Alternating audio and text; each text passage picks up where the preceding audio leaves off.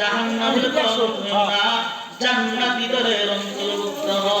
প্রকাশ করব না, অন্যের দোষ করে প্রকাশ করব না, আল্লাহ আমারটা প্রকাশ করবে না। অন্যকে আমি মাফ করে দেব, আমার আল্লাহ আমাকে, কথা বলেন, মাফ করবো না ইনশাআল্লাহ।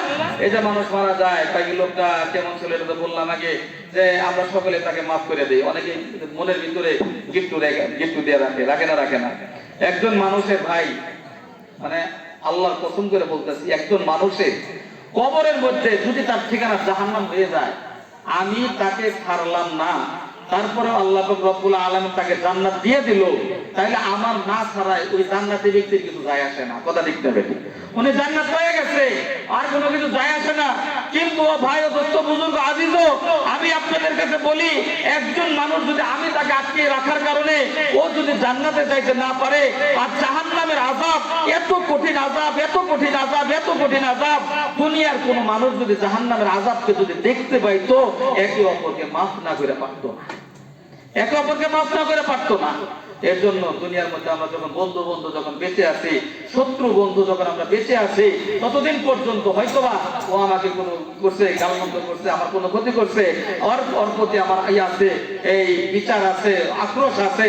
কিন্তু যখন শুনবো যে লোকটা মারা গেছে, দুনিয়াতে চলে গেছে, আল্লাহর ওয়াস্তে তাকে মাফ করে দেবো। দেব না ইনশাআল্লাহ? কিসের জন্য দেব? এই কারণে দিব, আমি ওকে মাফ করে দিলে আমার আল্লাহ আমাকে মাফ করে দেবো। রাজি আছেন ইনশাআল্লাহ? এর জন্য ভাই যেটুকু আলোচনা করলাম, গুনাহ নিয়ে কথা বলার জন্য চেষ্টা করলাম। যত প্রকারের গুনাহ আছে, আল্লাহ রাসূল সাল্লাল্লাহু আলাইহি সাল্লাম হাদিসের মধ্যে বলছেন, যদি কোনো ব্যক্তি অর্থ অনুযায়ী পবিত্রতার সাথে, বিনয় মর্যাদার সাথে যদি কোনো ব্যক্তি 5 ওয়াক্ত নামাজ আদায় করে, আল্লাহ পাক রব্বুল আলামিন নিজ জিম্মাদারিতে তাকে জান্নাতে নিয়ে যাবেন। নামাজ করে কন্যা সুবহানাল্লাহ। কোন ব্যক্তি সময়ের প্রতি খেয়াল রেখে পবিত্রতার সাথে খুশু নিয়া অর্থ অনুযায়ী যদি 5 ওয়াক্ত নামাজ নিজ জিম্মায় আদায় করে, আমার আল্লাহ রাসূল সাল্লাল্লাহু আলাইহি সাল্লাম বলছেন যে আল্লাহ পাক রব্বুল আলামিন এই নামাজীকে নিজ জিম্মাদারিতে জান্নাতে নিয়ে যাবে। আর যে ব্যক্তি পড়বে না তার ক্ষেত্রে বলে নাই কিন্তু যে তাকে জাহান্নাম দেয়, এই কথা বলে নাই। ওই তার ক্ষেত্রে বলছে ইনশা আযযাবাহু ওয়া ইনশা গফারাহু। আল্লাহ পাক রব্বুল আলামিন ইচ্ছা করলে তাকে আযাবও দিতে পারে, আবার আল্লাহর ইচ্ছা আল্লাহ কি করতে পারে, মাফও করে দিতে পারে। এটা আল্লাহর ব্যাপার। কার ব্যাপার ভাই?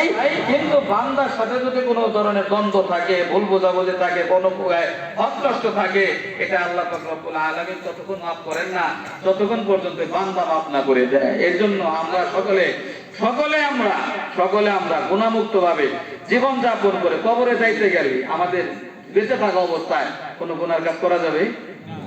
কথা বলেন, করা যাবে? কোনো গুনার কাজ করা যাবে না। আল্লাহ না করুক, হঠাৎ যদি আমরা কোনো কারণে যদি গুনাহের মধ্যে যদি পড়ে যাই, সাথে সাথে তওবা করে নেব না ইনশাআল্লাহ। এবং আমরা সবচেয়ে ভালো হয় রাত্রিবেলা যখন আমরা ঘুমাইতে যাই, আমরা তওবা করে ঘুমাবো। রাজি আছি না? তওবা করে ঘুমাইলে কি হবে? সারাদিনে যদি কোনো গুনাহ করে থাকি, আল্লাহ মাফ করে দিল, এখন আমি ঘুমাই গেলাম, আমি নিষ্পাপ, যদি এখন মারা যাই কোনো সমস্যা নাই। কথা ঠিক না? আবার যখন আমি আবার রাতটা পার করলাম, সারাদিন আবার শেষ করলাম, আবার আমি বিছনায় যাবো, আবার আমি তওবা করে যাবো না ইনশাআল্লাহ? আল্লাহ পাক রব্বুল আলামিন আমাদের সব সময় তওবা হালতে থাকার তৌফিক দান করেন। আল্লাহ পাক রব্বুল আলামিন আমাদের সকলকে বেশি বেশি আস্তাগফিরুল্লাহ, কি ভাই, যখনই সময় পান আমরা আস্তাগফিরুল্লাহ, আরেকটা লা ইলাহা ইল্লাল্লাহ, আরেকটা কি লা ইলাহা ইল্লাল্লাহ। যার আমলনামার মধ্যে বেশি বেশি ইস্তেগফার পাওয়া যায় আর বেশি বেশি লা ইলাহা ইল্লাল্লাহ পাওয়া যায়, হাদিস শরীফের মধ্যে আছে ওই ব্যক্তিকে আল্লাহ পাক রব্বুল আলামিন তওবা নসিব করেন। সুবহানাল্লাহ বলেন। মৃত্যুর আগে তার তওবা নসিব হয় এবং বেশি বেশি লা ইলাহা ইল্লাল্লাহ পড়ার বরকতে আল্লাহ পাক রব্বুল আলামিন ঈমানের সাথে তার মৃত্যু দান করেন। আল্লাহ তাআলা আমাদের সকলকে আমল করার তৌফিক দান করেন।